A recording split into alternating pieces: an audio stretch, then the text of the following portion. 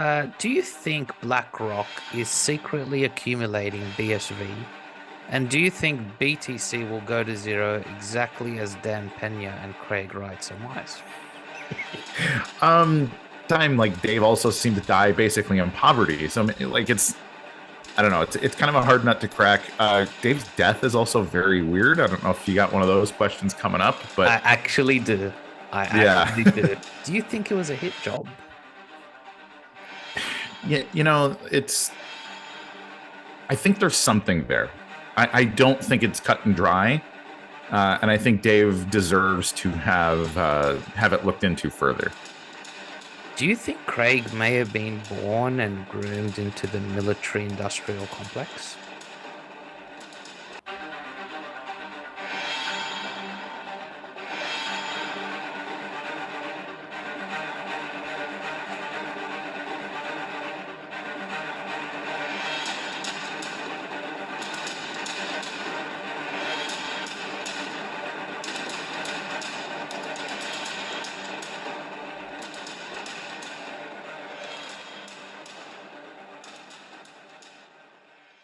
Hello, cryptolings and YouTubers. Welcome to another episode of CryptoCurrent. I'm your host, CryptoRick.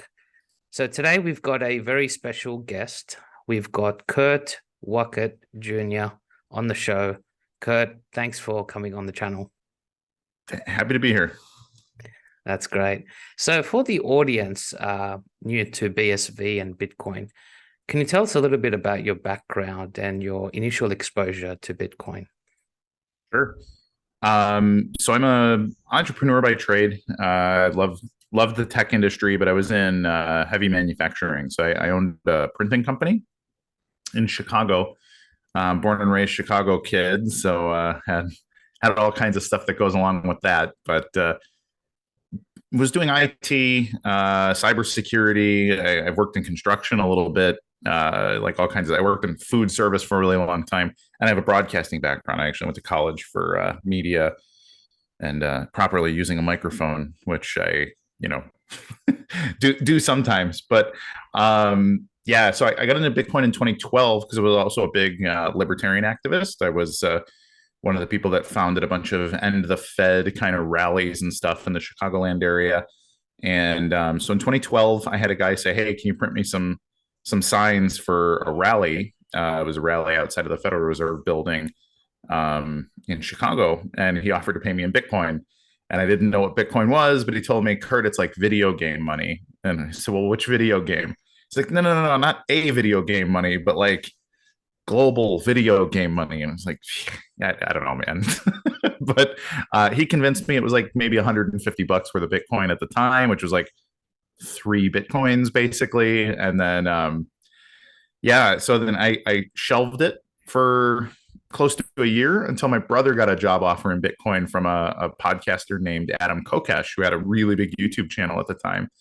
And so it was at that point I said, okay, I guess I need to look into this. I'm hearing Bitcoin from people that I like and respect. And so went down the rabbit hole, got into mining because I like heavy industry kind of stuff. I said, hey, let's get into the infrastructure side of things. Once I kind of figured Bitcoin out, I said, I want to be a miner, man. And built a very unprofitable mining company. And then got my act together a little bit. Got kind of lucky and started mining Monero and Ethereum early. So that would be probably early 2016. Did well with that. Then I kind of sold out of everything in late 2017, like basically everything that I made, like all my GPUs. I had a couple of ASICs and some other stuff, and a lot of my coins in 2017. Took a little break, felt like I was a genius, sort of reorganized a bunch of stuff in my life, and then, but always continued to podcast. I just liked Bitcoin, and so it was kind of my side gig that I always did. And that sort of turned into I ended up having a debate on the Hotep Jesus podcast against Peter McCormick. Oh, wow. And that kind of put me into a bigger spotlight. And now I've been on Fox Business and NBC, and I've been on the Patrick Bet David show and other things. So big podcast, big old world mainstream media stuff. And now I work Most of my time with CoinGeek. So I'm CoinGeek's chief Bitcoin historian, and still run a mining pool. So I'm the founder of Gorilla Pool. Do a lot of mining consulting and stuff too. I have clients all over the world. I do hash power consulting and that kind of thing. And I'm a full timer in the space. I finally stopped doing basically everything else that I was up to in 2018 at some point, and said, okay, I guess everything that I do is going to be Bitcoin related now. And here I am. I'm a big blocker, real into unbounded Bitcoin. So no limits except those that competitors put on each other. So that put me in the BSV crowd. And now I've become something of a spokesperson for BSV in general, but that really wasn't by design. I just kind of kept following the big block version of Bitcoin through all the little wars, and here I am. Yeah, you're one of the Bitcoin OGs, and you said yourself you're like that Bitcoin pizza guy. You got the Bitcoins in exchange, and so that definitely puts you, in the OG category. So, yeah, I appreciate the knowledge that you bring to the space.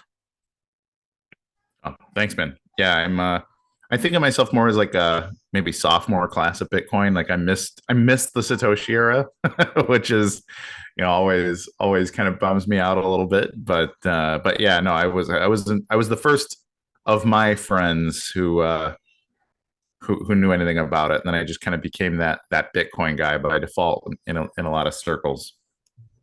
That's good. That's good. So speaking of Satoshi, we're going to get down to the juicy conspiracies and the juicy puppeteers. Love it. And yeah, I know you like it as much as me. So I'm going to start with the first question, which is a little bit about Craig's family, Craig Wright. So his father, Friedrich Wright, was apparently a soldier in Vietnam. They apparently say he may have worked for the NSA. His maternal uncle, Don Linham, also called Ronald, is a decorated Royal Australian Air Force Wing commander who earned the prestigious appointment of the Order of Australia. He was said to be an expert in cryptology, spoke multiple language, and did interrogations for high-value prisoners of wars in Australia. In light of the above, do you think Craig may have been born and groomed into the military-industrial complex? That's a juicy one. It is. So it's interesting because I think that era, Craig's in his 50s, so he would have been born in the late 60s. I don't know his birth year exactly, but I think that's a really ripe era for lots of this kind of he's the same age as like David Duchovny, so X-Files era, kind of like, hey, wait, was I a government experiment kind of thing? And it's funny because there's a lot of parallels to that kind of thing in Craig's life. Craig definitely had he's talked not at length, but he's talked a bit about some of his abuses as a child, and broken family kind of stuff. I think dad was a kind of dangerous character, actually, maybe not just not a bad father, but like a nasty father, basically. And as for Uncle Don, who I've not met, but I have seen on video giving lots of testimony and things because I've covered a lot of Craig's court cases. Don, it's funny because Don basically looks like I imagine Craig will look in 40 years. Like, looks like Craig, but 85 years old or 90 or whatever he is. And, very bald, very white, wrinkly, but that same kind of side mouth Craig smirk thing that he does. So it's funny to see that pop out across the generations. I don't see Craig as specifically raised to be some kind of an asset. It seems like Craig's life was very chaotic as a kid. And it seems like Don probably stepped in specifically to be a good uncle because he needed it. That being said, I think Don, just the life that Don seemed to lead, which includes top secret, code cracking and communication intercept kind of stuff, I think just kind of by default, if your dad was a postman, you're going to understand a little bit about the postal industry. But if the guy that raised you is in high level, cryptography and communications intercept, that's what you're going to learn in your life. So Craig obviously had a knack for it, had an interest in it, including an interest in Japanese culture and some of that other stuff that came with some like family members having lived in Japan and the Philippines and doing that kind of work. Obviously, it just sort of appeals and sort of turned into that. So I don't think there was any sort of top down clandestine, Craig raised in a test tube in order to create some kind of super soldier, super code cracker, intelligence asset or something. But I think by default, Craig obviously had a lot of interest in it. I have met Craig's cousin, who is, I think, Don's. I've met a lot of Craig family members, so I forget exactly who's who. But I met somebody on that side who Craig learned to code with and stuff, and was basically raised as kind of brothers, even though they were cousins. And he has a similar cast. Like, oh yeah, I ended up building like these interesting technical systems for the Australian military and all of that kind of stuff. So I think it's a little bit of a family thing, probably just because it's what's talked about at the dinner table. And you want to impress the guy that raised you and who you respect. And so I think just one of the ways to do it is to get good at what he's good at and perpetuates itself. So that's my feedback on that. Tangentially, I do think Craig legitimately has intelligence industry experience in a big way. I think there's lots of stuff we don't know because Craig became an asset to the intelligence community. But I don't know that anybody can comment on that fully because there's probably a secret folder somewhere that has the real story there, and I am not privy to that. Yeah, it just seems a bit strange that he was actually communicating on DARPA, which was like the early internet, even before civilian use. He was actually using it during the military time. And, not many people have access to that. So you're right. It may just be his family upbringing, not necessarily anything sinister, but maybe that's what just he was exposed to. Yeah. Yeah. That's how it seems to me.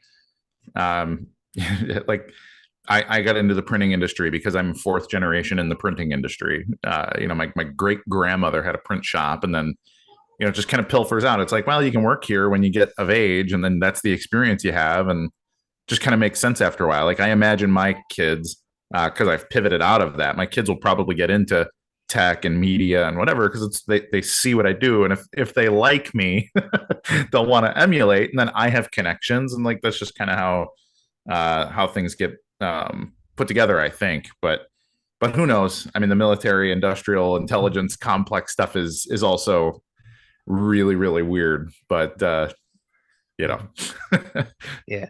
So the next question was, it was purported that Craig and David Kleiman created an LLC called the W&K Defense Info Research, LLC. Yep. And apparently the goal was to receive military contracts, because that's why they called it defense, like W&K Defense. Yep. And they were said to have secured some 3-letter agency funding, so-called incognito funding, black budget, from the Department of Homeland Security, Australian intelligence, British intelligence.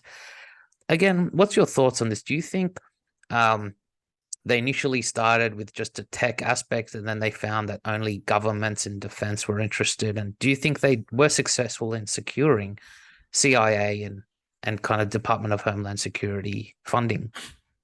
I think if they were, we wouldn't know. The public record, which I've gone through meticulously, we've seen them put out basically request for quote or request for proposal. I think in Australia they call them tenders or something to that effect. It looks like everything was rejected. Now that's the official record, right? Like, hey, we could fix this, and like, no, we're not interested, But of course, if the CIA is going to the CIA is a very different animal in that they don't report their budget to Congress, and therefore what they're actually spending their money on is not publicly known. And so, who knows? Maybe I think it was Department of Homeland Security is the public information that we have about W&K, and those were all rejected that I've seen. So However, they clearly had a business for a good while. And Information Defense was actually the name of Craig's company in Australia. I think it was Information Defense Research. And then that kind of got conglomerated into the W&K entity, which was a U.S. entity. And the reason for that is that Dave was an American citizen and a veteran, which is going to give them a little bit of a grease the skids a little bit to get some Defense Department sort of contracts in the United States. So as for, did any of it happen? If I had to bet, I'd say probably yes, given the caliber that both Dave and Craig were. Like, they just seem like the right guys to do various types of mostly digital forensics and that kind of thing. But who knows?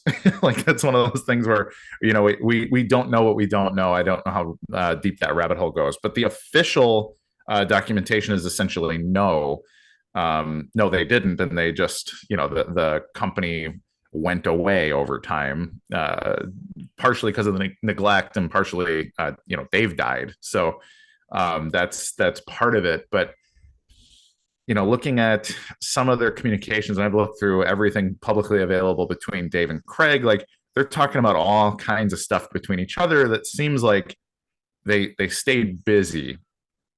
And nobody can stay busy for long if they're not making money. So, but at the same time, like, Dave also seemed to die basically in poverty. So, like, I don't know. It's kind of a hard nut to crack.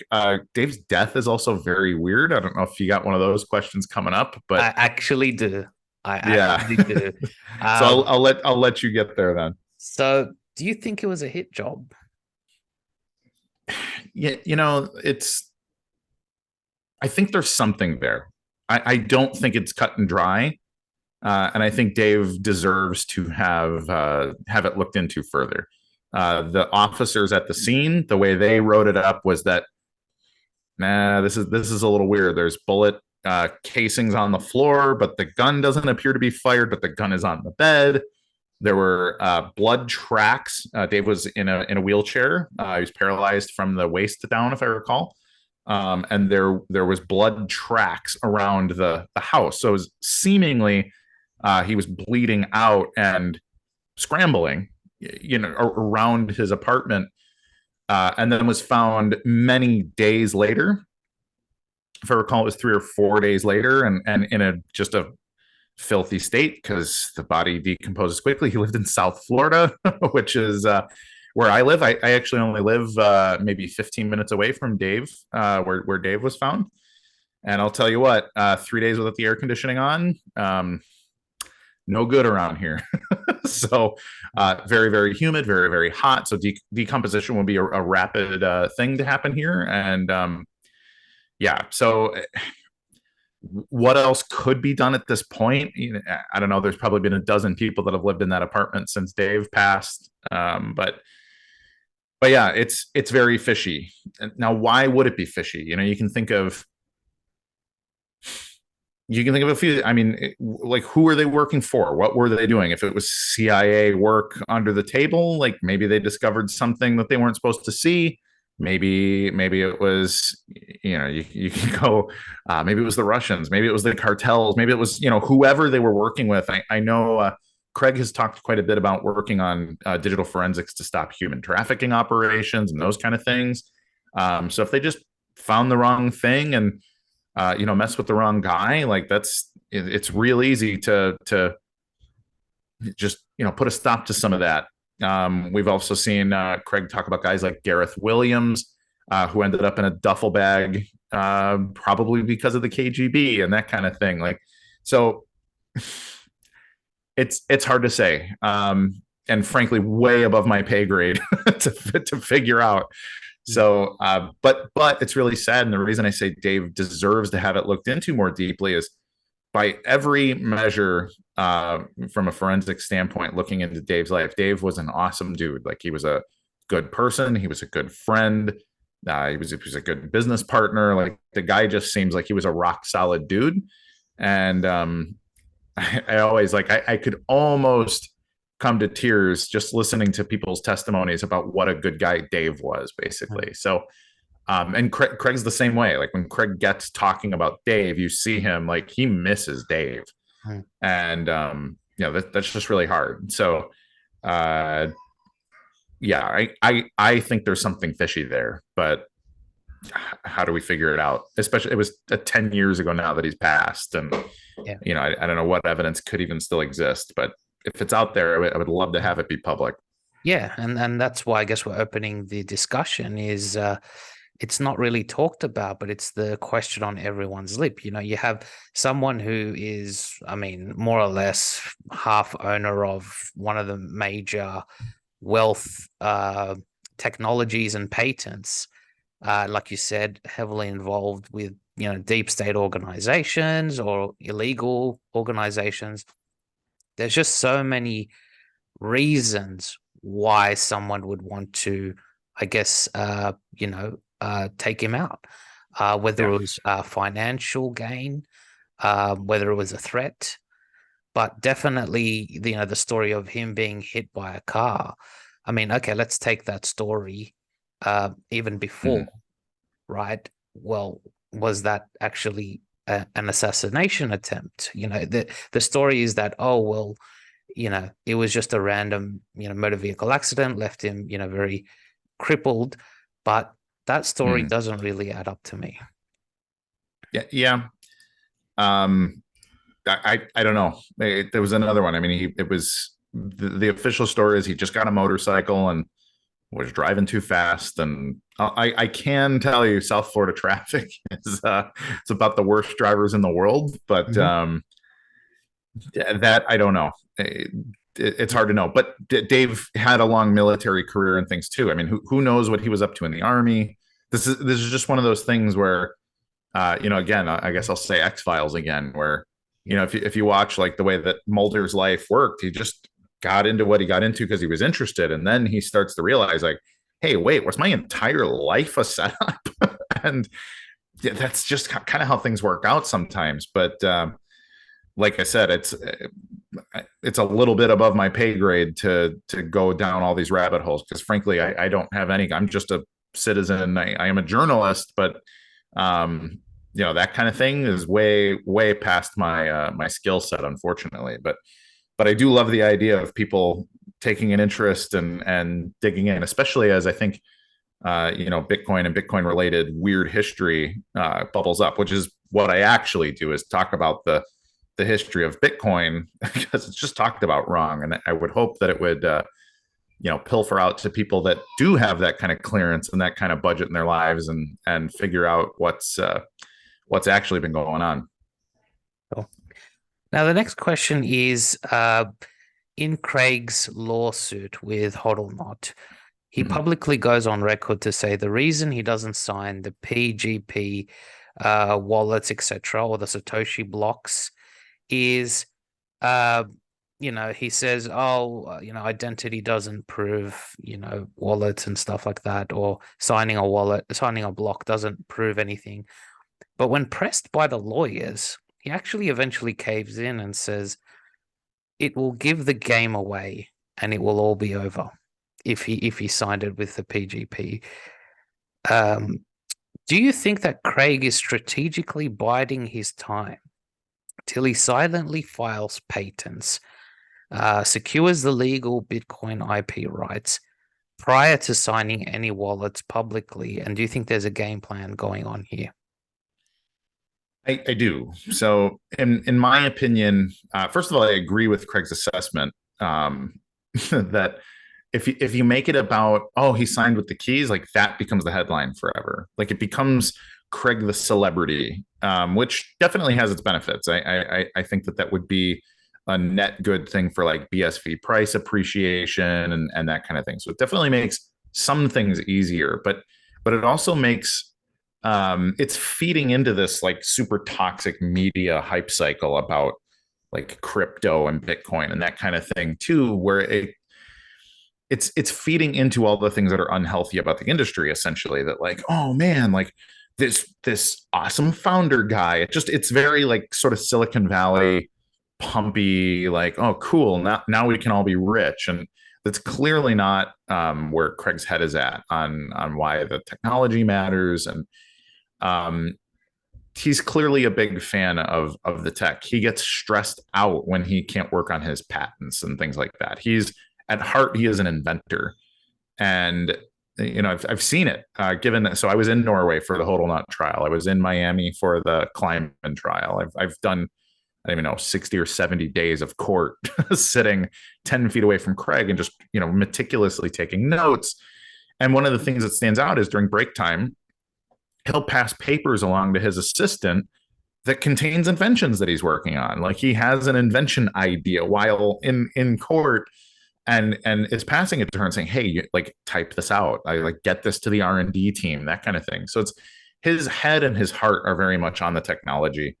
And partially, like, he's autistic. He's not a neurotypical human where, or someone like myself who's an extrovert, be like, oh, cool, I'll like be on TV, become a little more famous. Like, that's cool. Like, that would be good for my career and all of that kind of thing.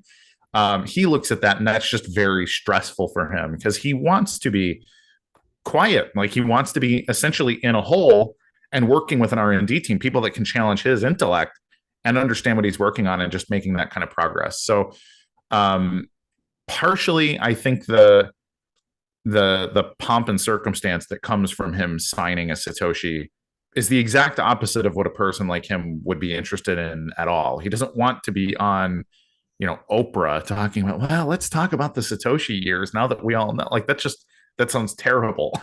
So then there's also the legal aspect of it. It's like, if he's Satoshi, well, there's all kinds of issues with, okay, well, now you're officially the issuer, and that has all kinds of drama associated with it, but both legal and personal and all kinds of other things. There's certainly tax implications and all kinds of stuff that I think he would rather avoid, probably. But then there's also the legal strategy, even just with like the Kleiman case, for example. Like the case is still, it's in appeal. Like, there hasn't been any progress on it for a while, but if he proves he has access to those coins, well, he owes $143 million judgment or something that he's been pretty coy about whether or not he can pay, which is a legal tactic. Like, this is what a good attorney would advise you to do and how to treat the case. Like, yeah, they can have the money when they get the money, but they need to work to get the money. And that's how court works. But if he can prove he has access to, whatever it is, $50 billion worth of Bitcoin, well, then all of a sudden it becomes a lot easier for the person who you owe money to tell the judge, like, hey, look, this guy definitely has access to this giant pile of money. Can we make him, strong arm him to pay? And there's a few situations where that might be relevant too. So he has every incentive to keep it a little vague. It's good for people to assume he doesn't have the money. There's also the security aspect of it. If I was a billionaire, I would want people to think I'm poor, because if people know I'm a billionaire, well, there's lots of people that are like, you know what, it might be pretty easy to rob Kurt. And so he's got to deal with all that too. And so the incentives, while it seems like, man, he's got to be tired of people calling him Faketoshi and all this stuff, I don't think he cares about that. He's been abused his whole life. Like, verbal abuse from a bunch of internet jackals is not something that is, breaking Craig's heart, basically. Like, he has all of these very, very big real problems to deal with in his real life. And so I think he's going to keep it vague as long as he can until there's a very strategic reason to switch that strategy out. Yeah, I'm agreeing with you. I think definitely that's what is going on. I think HodlNaut famously said Craig owns nothing, because it's like the soccer player Hakimi. He's tying up all these assets under different names, trusts, for tax implications, but also he doesn't want to release the Kraken until he has all his ducks lined up in a row. And people call him, the Da Vinci of our age. And I really do think that he's the new Da Vinci of our age. He's a polymath, engineer, lawyer, theologian, computer scientist. I've talked to him myself. You've talked to him. He's just on another level of intelligence. But for sure. Yeah. Now, The word Satoshi, okay. Some say it means central intelligence. Some people say it's Ash Ketchum's name from Pokemon. Some people Yep. say it's the Japanese philosopher. What's your view on what Satoshi Nakamoto actually is? You know, I think in some ways it might have been just pretty trivially chosen as a pseudonym. Like, I don't know. I tend to think so. Craig's response is that Satoshi is indeed the Japanese Ash Ketchum. Like, so if you're in the Japanese speaking world, they call him Satoshi. And then Nakamoto is basically the Adam Smith of Japan. So just like capitalist free market philosopher guy. And it seems like a pretty easy way to do it. So he liked the Nakamoto name and then said, I don't know, Pokemon. And like that just is kind of, I think it can be that simple. And anything else would just be me theorizing. I didn't really think anything of that name um, until Craig really thought about it. I think it's catchy. It sounds fun, but I kind of feel that way about every Japanese name. I also really like Japanese culture. I'm a jujitsu coach, and I've always been into the Japanese martial arts and other things. But it never stuck out to me as like there's a secret in there. You get those people that are like, oh, it's like Sony and Hitachi and Toshiba and they, like, or it's a 3-letter agency thing. And I just don't see any of those connections. And I think like a lot of things like that. Sometimes somebody else gives you a name too. Like I never came up with my own nicknames. People give me a nickname. And so it could be something like that. Maybe it's something his uncle called him when he was a kid, like my little Nakamoto or something. If he was like a big free market guy, like, so I don't know. I also don't really have an opinion. I kind of never cared about the details on it, but I would default to Craig's story being probably what it is. Like, hey, it's these two things, and it was seems a little passe to me. Yeah, something's weird about even Craig's name. So Craig W. Wright. Oh, sorry, Craig S. Wright. That's right, And Stephen. it's almost like Craig was right. It's almost like, I don't know. It's like are they just is how you have some people, they have what's called a DBA, doing business alias, where Sure. for forensic, because he works in a very high level field. He doesn't want to have his real name maybe circulated for all these people that he's hunting. It's I just think about it sometimes, but yeah, it's very interesting. Sure. Now the next question was Ripple and OpenCoin. Apparently their server or website or whatever it was created at the similar or same time as Bitcoin. Yeah. Others draw parallels to the SHA-256 hashing, and that Adam Back may possibly have been involved in that precursor technology. In your view, besides the obvious involvements of Craig, David Kleiman, and Hal Finney, are there others that you believe were involved in the Bitcoin story? And do you think that they were a private contracted team, again, deep state engineers, to develop the machinery for CBDCs, like the eventual purpose for CBDCs?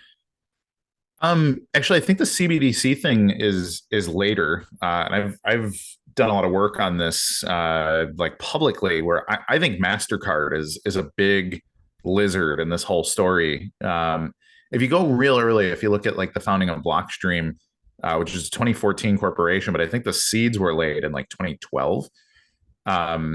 Mastercard, CME Group, which is the largest commodities trader in the world, and it's the Chicago Mercantile Exchange.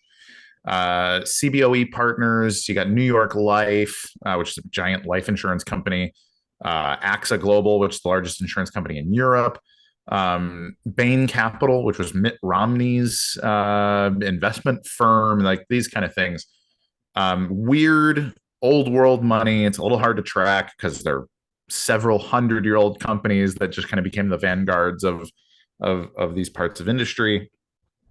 But they created these companies that started the BTC narrative. This digital gold, small blocks. Like, definitely don't use it for payments, guys. You just want to hodl. Pays for all the influencers, pays for the, bought things like CoinDesk many years ago. They own large chunks of like Kraken and Coinbase, and then your custodians like Fireblocks and BitGo and lots of these companies. So lots of infrastructure is owned by these very old world payments and financial companies. Now, I don't think of this as like super conspiratorial. It's literally just what a corporation should do when a technology rises up and sees a threat to their business model. But we've seen MasterCard, which is one of the major players in here, now owns more patents than anybody else on CBDC related technology. And so they ask ourselves, well, why is that? Why would MasterCard invest in all of this like crypto trading and then small block or BTC stuff for close to a decade? Like way in the bassinet for what it were, or for what it is, and then say, hey, but if you do want to use blockchain for CBDC kind of stuff, like use the MasterCard patent portfolio for this kind of thing. So I think there's a lot more of that kind of thing actually going on, where it's the corporates who currently have relationships with the Federal Reserve Bank and the central bank of various European entities and things. And so I think that makes a lot more sense, because I genuinely think that the earlier sort of cypherpunk era guys, it's a mix of things. Like you do have your actual crypto anarchist types, you're like Timothy May and David Chom kind of guys, and then you have the people who like probably were just CIA. Like I would bet that half of the crypto anarchy sort of user groups and stuff, probably half of those guys were CIA, NSA, and whatever. Just trying, hey man, like hey, do you think we should like undermine the government in some way, guys? It's just like everything. If you look at the drug trade, it's like, oh, two groups of undercover FBI agents like try to arrest each other, and they've both been deep cover with each other, but there were no actual criminals. It was all FBI agents, and like it could be something. In fact, I'm positive, just statistically, there definitely was some of that with like the cryptography mailing list and stuff like that. But if you look at like Adam Back, like I just don't think much of Adam Back. I don't think he's a particularly clever guy. People bring up Hashcash, which was a white paper, but it was never implemented anywhere. And frankly, he didn't even design it. He ended up having to give credit to what is her name?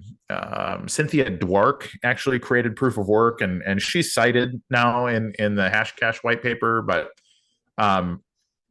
guys like him just kind of got lucky. You have Wei Dai was another guy who was like an old kind of electronic cash advocate and thinker, who also Satoshi communicated with privately before the release of Bitcoin. And so who knows what he has? Maybe he has secret emails that he hasn't revealed between him and Satoshi. But a lot of that stuff is, first of all, there's a trust problem. There's how do we verify that this was real kind of thing? But I think guys like Wei Dai and Adam Back probably were just totally legit, normal for a cryptographer of the early 2000s anyways. But I think it's probably a little more benign than people want it to be at the beginning. But if anybody else deserves credit in the Bitcoin story, I've always kind of had a theory that it was probably 90% one guy, or it's like Pareto principle. Like it's probably 80% one guy, and then the other 20% of stuff that needed to be done was probably like the majority of, quote unquote, the team. But, I think all that stuff is you sort of never know. And Craig is a little bit dismissive in the way that he likes to give credit to people anyways. So, when he outsources something, and I would say, like, I'm used to do a lot of outsourcing in the printing industry. Like, I'll tell you what, I never would tell my customer, oh yeah, no, I didn't actually do any work on your job. I literally outsourced the entire project, but I was the project manager. I'm not going to tell them that. So I think it's the same thing with Craig. Like Craig, I think is very clear. Craig wrote the white paper, like came up with the economics of Bitcoin, which is the important part, and probably outsourced all the cryptography stuff, because Craig, as much as he likes to, be the guy doing math on glass, Craig's cryptography chops are not as impressive as he seems to think they are. And we even see this a little bit in conversations between Satoshi Nakamoto and Hal Finney, where Hal is a little bit like, hey, why didn't you use a curve that does like he just to Hal, who is a very professional and working cryptography expert, looked at Bitcoin and was like, why do you have all these race conditions and like all these kind of like this just doesn't make sense. It's not nearly as secure as it could be. So like the cryptographer mind doesn't like Bitcoin, which is why we've seen so much pushback from guys like Peter Todd and Greg Maxwell. These are guys that have a lot more cryptography experience, and they look at ways to make Bitcoin exponentially secure very quickly. But Satoshi really liked this. Yeah, maybe you get orphan, maybe it's like maybe you can have these reorgs. And he loved the economics and the competition aspect of Bitcoin so much. And I think that's his training. I think his training is I like human economics. I'm an economic thinker. And while his cryptography is better than the lay person, it also wasn't like crazy high level. Because even talking about like the elliptical curves and stuff that he used, he thought they were like, oh, look, I use this this elliptical curve. And the crypto community is a little bit like, yeah, so but so it's kind of like, I don't know. It's like the new guy. It's like having a blue belt in jujitsu and showing up and being like, "Hey, man, I figured out how to do this really cool move." But he's talking to a bunch of black belts who are like, "Yeah, I've been doing that move for a decade, dude. You know, it's like it's not that cool, you know." And so I think there's a little bit of that, which, you know, to the people that don't really understand Bitcoin deeply, it seems like there was a lot of really crazy stuff going on here. And I think just like a lot of things, it just was like, I don't know, I'm picking this one and I'm going to act like it's cool, but it was just me picking something out of a hat. But you tell the story really well and it makes for, you know, makes it all legendary. So that's kind of my feedback on it. I think the real issue with like CBDCs and the clandestine stuff is actually post Bitcoin being released. I think the originals, the secret stuff is probably boring. And then the like 2010 to 2015 era is actually probably the most crucial when it comes to undermining and just like deep stuff, basically. Mm-hmm. Definitely agree with that. Definitely. Now, I guess going back to the HodlNaut case, apparently this HodlNaut guy was friends with the Lightning Lab guys, one of the engineers. And the Lightning Labs was listed on the WEF, the World Economic Forum website. Yep. HodlNaut then goes on to promote the Faketoshi psyops on hashtag Twitter threads. Do you think this whole Faketoshi psyop was orchestrated by globalist puppeteers to conceal and distract the real Bitcoin, the Phoenix, discredit Satoshi, co-opt the system, and eventually create legal precedences until they launch after global regulations and all of that? Do you think this is? Do you think HodlNaut is an implant or a plant? Maybe. You know, so the first part of your question, like, do I think that there's like attempting to undermine Satoshi so that they can get their roots planted? I do think that's absolutely the case. Lightning Labs and Blockstream and you know all those people on that side very much want their patents, their stuff to be the established official version of what the world uses in the future. I think that's crystal clear. I also know for a fact that like they do pay for lots and lots of you know, influencers and that kind of stuff. So, you know, your various podcasts on the small blocker side, like look who sponsors them. And then if you follow that money, it's all very clear. It all kind of filters to the same couple of places. And then those couple of places absolutely filter up to like, oh, okay, they are a World Economic Forum member. Like, oh, interesting. This person worked in like the Clinton White House, you know, so you get very, very weird connections as you continue to follow the money there. As for HodlNaut specifically, I don't know. I think in lots of cases you have people that get into a thing and they start to get a little bit popular for some reason. and then they don't want that popularity to go away. And so I think he specifically got popular for being kind of a toxic prick. And so it makes you want to be a more toxic prick because that's the thing that gave you feedback. Like that's a very basic human dopamine hit kind of thing. And he doesn't strike me as particularly bright, I guess. I've sat in a room with him for a few weeks now. He really doesn't like me. I'm kind of whatever. I'd be friends with anybody who'd shake my hand, and he specifically refused to shake my hand, actually. But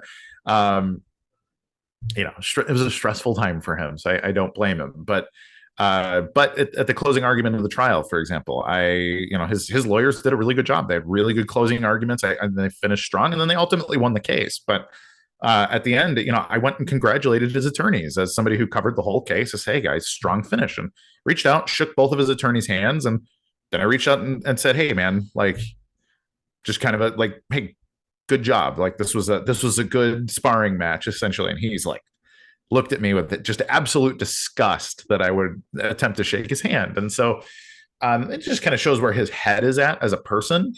I also think it was really interesting. He was such a wooden person in court, like very little personality, which Norwegians are kind of stoic anyway. So I don't want to imply too much about his stoicism. But it's interesting because the thing that made him sort of lose composure and lose control amid everything, there was lots of emotional moments and stuff, but it was listening to Craig talk passionately about Bitcoin. So as Craig would be talking about, oh, here's why it mattered to me, like HodlNaut just had this very, like, he couldn't help but laugh in the way that like a bully might laugh at the nerdy kids slipping and falling on the floor in school.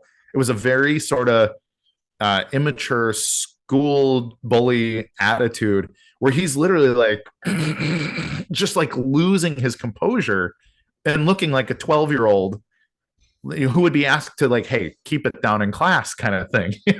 so I think that's it said a lot about his personality, and I think it's more than likely just that.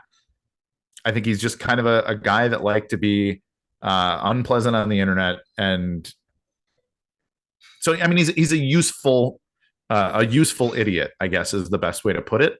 But now last I checked, I don't know that he's still there, but he's working at a giant investment firm in Norway now. He was a school teacher 2 or 3 years ago, which brings up all kinds of other this kind of sort of toxic bully guy being a school teacher. But now he's working at a major investment firm, like a big one. They're kind of the rock star venture capital group.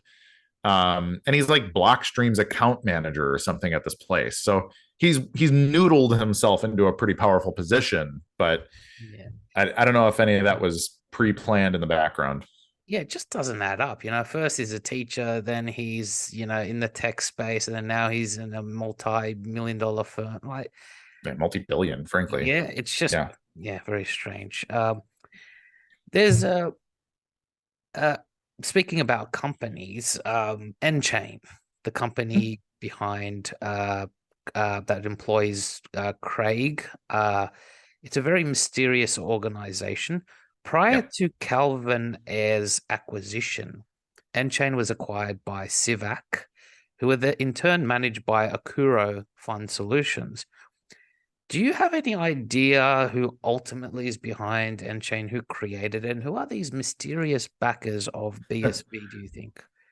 That's been my own, I've looked into this quite a bit, and it really is just kind of mysterious. I think the very beginnings of it, I think it's very clear Rob McGregor, who's a Canadian from Vancouver, who had a payments company called I always get this mixed up with whether it was Ntrust or Encrypt, because both of those entities were names that were used and ultimately got bundled into what became Nchain. But Rob just seems like a pretty basic entrepreneur guy who was interested in the blockchain space because he wanted to facilitate payments.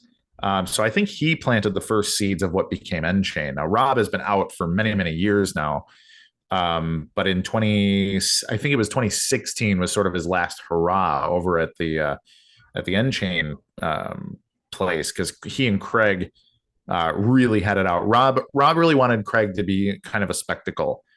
he wanted Craig to be on Oprah kind of thing, and Craig obviously didn't want that. So he and Craig didn't see eye to eye, and Rob got axed pretty quick. I think it was Rob that set up the BBC stuff with Craig that ended up going, catastrophically poorly, and it was Rob's head on the chopping block after that. But as for who's involved, I don't frankly know. I don't know who's at these companies, but I would guess in a lot of these situations, I know Calvin has always had a pretty good chunk of Nchain. I don't know how much because it's a private company, but I would guess Calvin's always had a pretty big steering wheel that he can turn. And it's likely, and again, I'm just speaking theoretically, I don't know, but it's likely that just these couple of firms that invested a pretty good chunk of money, it's probably just money they threw at a thing. Like lots of these firms, if you look at the way that some of these sovereign wealth fund sort of groups or VC or old style hedge funds, a lot of them are like, I don't know, man, we invest in 1,000 companies a year and we have a vetting process, but it's not particularly ideological. And it could be that. It could just be if you were to ask the manager, like, oh, why'd you invest in Nchain? That they'd have to look it up and say, well, I don't know. Why did we invest in Nchain and check it out? But and I say that as someone, like, I know the people that actually work it, or not all of them. There's hundreds of them, but I know people that sit in, C-level offices there and work on the serious projects, and like they're not Swiss bankers or that kind of thing. And so I don't know basically, but it's something I've looked at, and it's just always kind of been a dead end to figure out. So I would guess it's probably benign, because also, like, what would it look like if it was nefarious or powerful? Like, I feel like it would have been more successful at this point if it was done for reasons of like making money and controlling systems. Like, they either just really failed at being the kind of de facto leaders in the space.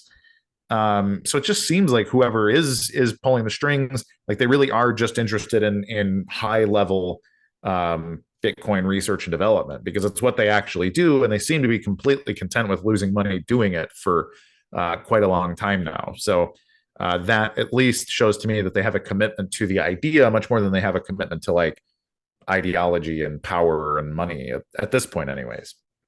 Sure. And there was another incident where I think they call it the one Feeks address Mt. Gox incident, where Craig was purportedly the owner of 80,000 BTCs, and somehow this was noted to be stolen from Mt. Gox to the one Feeks address, but Craig denies that he owns that address. In your opinion, what do you think actually happened? I think the problem with the one Feeks address is that everyone that you have to trust about ownership is a criminal. and it was during an era when most Bitcoin users were criminals, and not at a low level. This wasn't like, I don't know, I make it busted with 50 pounds of pot. Like, it was like serious human trafficking stuff. Like, there was some nasty stuff going on with Bitcoin in that era, and they were using Mt. Gox as a money laundering operation. And so I think it's very interesting that people are willing to trust like Mark Carpelli's version of the story as gospel, because Mark Carpelli's is, I mean, just like a colossal piece of human trash, frankly.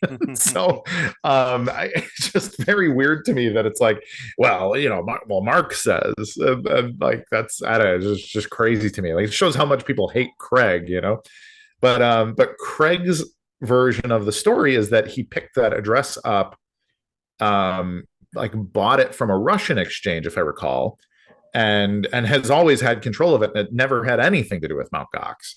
So I don't know. and I think, why would Craig buy some like BTCs? Doesn't he have enough? Or sell it? So it's an interesting thing. I mean, it's the same reason. Like, why would Craig still be mining? Like, Craig ran a mining operation until like a year ago.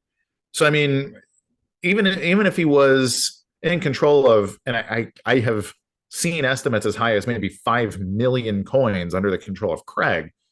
like what, like why do anything at that point? Right? Mm. We're talking about like you're one of the richest people in the history of the world. You probably don't need to be working 20-hour days anymore, but it's he cares about it. It's his baby. It's his passion. I think it's like, what are we like, Craig's going to retire and go play pickleball? Like it's not who he is. Mm. So I think just playing with it, just getting into the, hey, what's going on with these coins? Like I mean he had a Mt Gox account. Like he's one of the Mt Gox, uh, whatever you call it, the people that'll be paid out whenever the bankruptcies are paid out. But he had like I don't even remember, some trivial amount, like 15 bitcoins on Mt Gox or something. But he had a Mt Gox account from like 2011 or something like that, and so he was doing some Bitcoin trading basically. But um, he was interested in virgin coins and that kind of thing, like coins that don't have history. Is kind of a cool thing. But the one Feeks address, Craig's claim of it is obviously very contentious, but I would argue that Mt. Gox's claim of it is also very, like, you're literally just trusting Mark Karpelli's that, oh yeah, this is one of ours that needs to be in the bankruptcy documents. And it's like, like why do we trust this man? Like, I think any argument you make about Craig's claims and why you can't trust Craig's claim about it are at least as equally applicable, from a critical standpoint, as Mark Karpelli's, because Mark is a known criminal. Like Craig is accused of fraud for a very long time, but he's never been convicted of anything, and Mark has. So yeah, again, like if we could actually know the real story, I'm sure it's crazy, but that one might never be sussed out. But if anyone does, like if Craig moves coins or whatever it ends up being with the one Feeks address, I guess we'll see. Cool. A couple more questions. Do you think BlackRock is secretly accumulating BSV? And do you think BTC will go to zero exactly as Dan Pena and Craig Wright surmise? So BlackRock,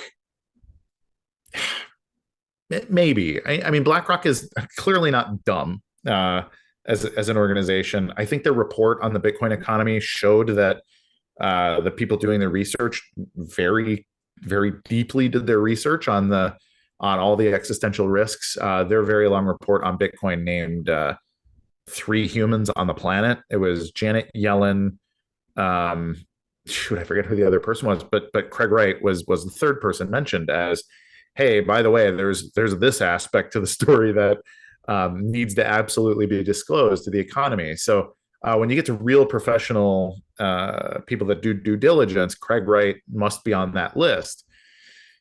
As for accumulating BSV, I mean, I don't know why they wouldn't. It seems like if you're going to spend $1 billion accumulating an asset, like you could have one-to-one, control of it for $1 million or something. So it's like, it just seems very trivial to have a no-risk Bitcoin portfolio versus a high-risk Bitcoin portfolio, and I include Bitcoin Cash in that too. Like, there's very little reason not to hold one-to-one assets on those things, but who knows? I mean, that their holdings are currently private, so we don't know.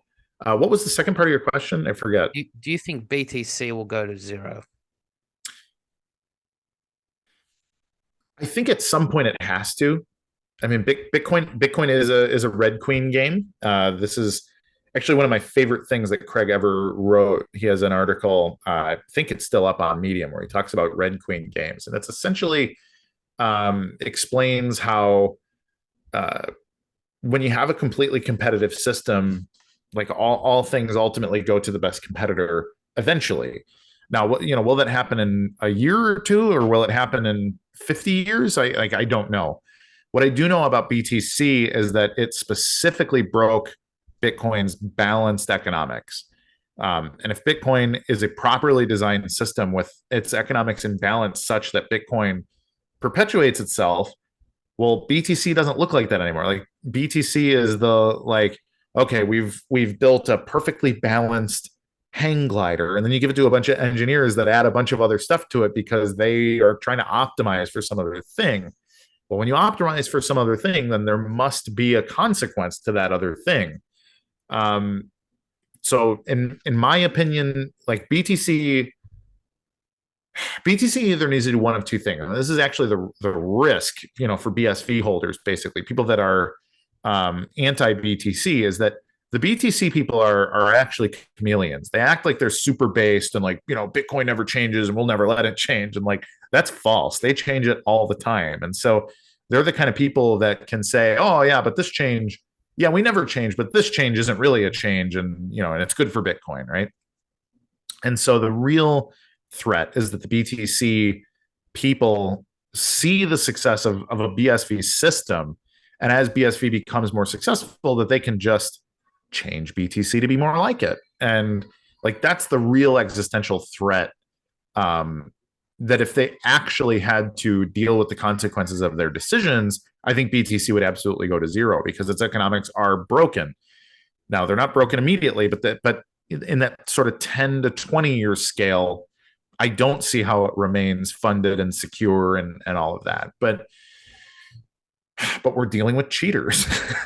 So, if the other team's willing to cheat, but we're trying to say, hey, a sound money actually shouldn't change. And, we've created swim lanes about honesty because we need the money to actually be honest for it to truly be good. We're dealing with people who say, well, we truly need to make money no matter who dies in the process. And so that's a difficult it's a difficult thing to say. I think in a vacuum, BTC absolutely goes to zero, but we're dealing with people that would 100% stab you in the back in order to win. And so it becomes a tougher thing to estimate.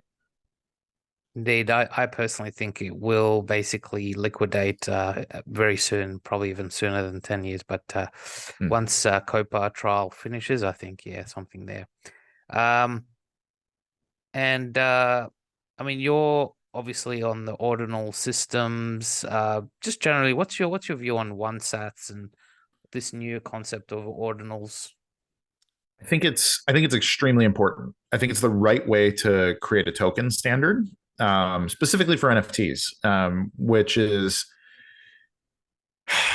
like the most important thing. I think being able to have provably scarce digital twins is one of the most underutilized economic tools that we have in our tool belt, but people aren't sure what to do with yet. And the reason is that NFTs have just basically been used for nothing but nonsense for a few years now, and but they have very serious real world applications. And the best way to implement them is on a SAT, or it is a SAT. Like, and that's kind of the beauty of it. And then it uses like this inherent property in Bitcoin where every single SAT is provably unique. And so it's a really cool way to implement an NFT because it's super simple. It's very, very, very simple and low level. Specifically in the one SAT ecosystem, it also allows you to then build on top of, because you're basically making it a modular piece of technology. And so anything else that you can do with it. So you can create like an identity protocol, or you can create a fungible token protocol on top of it, or you can create standards by which you can bootstrap a DNS system, which is something that we developed over with our friends at Gorilla Pool, for example, and say, okay, well, you can have recursive ordinals that point images and HTML and CSS and DNS information. You can launch a website completely on Bitcoin. And so you start to get that kind of sort of digital communication stuff, like digital rights management. All these things can be associated to an ordinal, which makes it public and provably, that this is the right asset. You're not being spoofed in some way. So I think it's really, really disruptive, but I think that there's maybe a dozen people on the planet that understand it right now. So it's very much in the cradle. It needs a lot of work, but I think it's finally the right concept for how to issue non-fungible tokens. And I think because we finally cracked that nut, it will proliferate, but it's going to take time for sure. And my last question is, what are your thoughts on the so-called ISO coins? So XRP, XLM, Corium, Proton, any other altcoins that do you like any other altcoins? What do you think about them? Do you think they'll succeed, or do you think BSV will just wipe them out? I think So I think there's a lot of good ideas out there. Like Ripple, for example, has all kinds of really interesting pieces of technology, and they have good, business model stuff in like the remittance and settlement space. Like these are things that can be settled on a blockchain and add value to the economy. But the problem is that there's so much money in their token that it makes sense for them to just pump their token. Like that's how, I don't even know, 99.9% of the revenue at Ripple Corporation comes from token trading, which is not really economic activity. It's just nonsense, frankly. And so from a technology standpoint, like I don't want to be critical of them. Like I think even Stellar Lumens, Jed McCaleb, for example, was a co-founder at Ripple and is the founder of Stellar. Like I think he actually cares about the payment space, and I think he cares about being disruptive with blockchain technology in the real economy. But to date,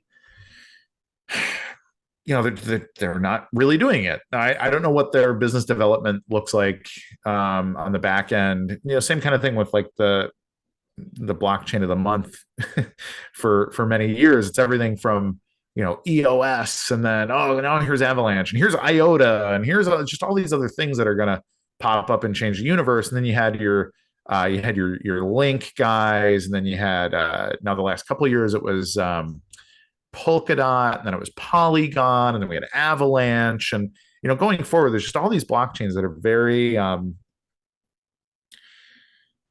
just fundamentally very similar to each other, which indicates to me that there just isn't that much creativity going on at the low level protocol space. But you do get these guys who say, well, what if my blockchain could do this application better than another? And so then they optimize some high level thing for that specific thing, but it comes again at a cost to the balance of the system. And none of these systems scale. Like all of these systems are only set to be as scalable as they need to be to facilitate token trading. And that says to me that they're not serious products. I don't think anybody actually has a serious project, even in the sense that some people genuinely want them to be, or think they have some kind of grand vision. But then, 9 months later, it's like, I guess here's our NFT platform, and here's our DEX, and here's our this, and they're all just kind of forked from some other thing that's also very similar to it. You start making millions of dollars, and it really stops mattering to you whether you disrupt the universe, right?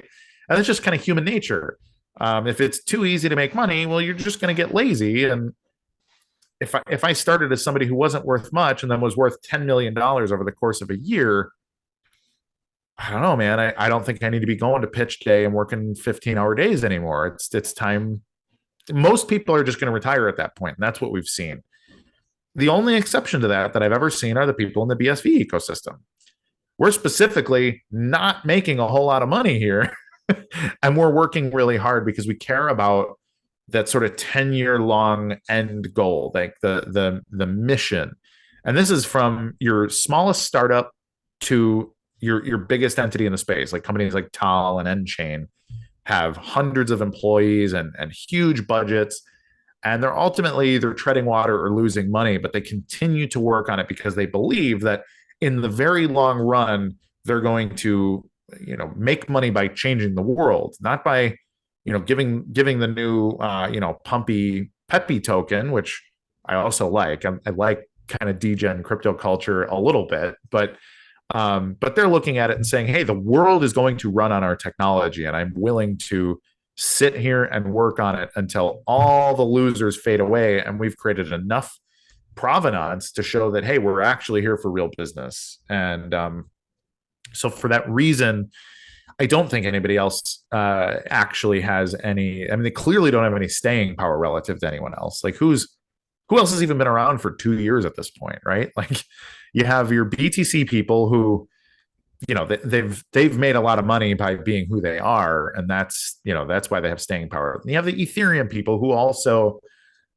stay around, but they've made, frankly, billions of dollars pretty easily. So I think they're just kind of keeping the ball rolling.